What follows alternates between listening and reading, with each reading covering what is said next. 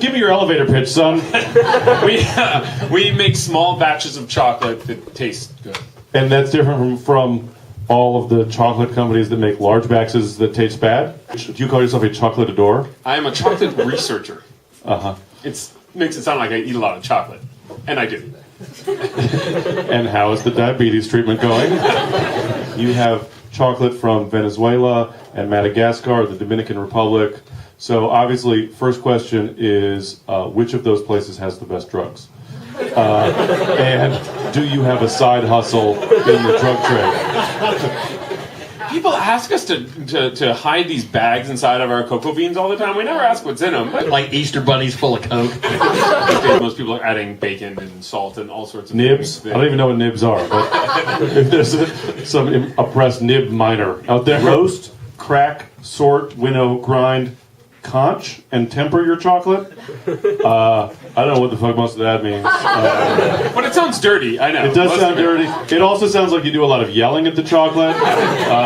Somehow the conch, which you needed to hold if you were going to kill Piggy in Lord of the Flies.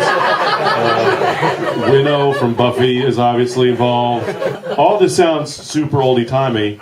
The simpler the process, the better the result we often find. And so that's why just cacao and sugar, a lot of the machines we use, we built ourselves. You were mind-bogglingly wealthy and can decide, I'm going to learn how to make chocolate machines from the 19th century as a hobby.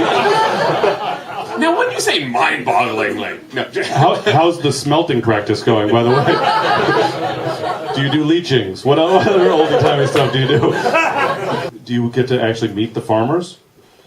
And how do they comprehend the idea of the Valencia Street hipster?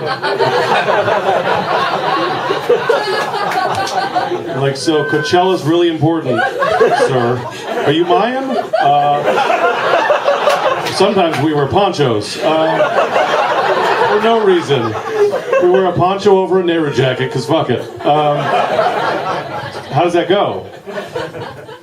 First of all, they mostly speak Spanish, and I don't know the word in Spanish for hipster. So, they see these pictures and they're like, I believe it's jefe.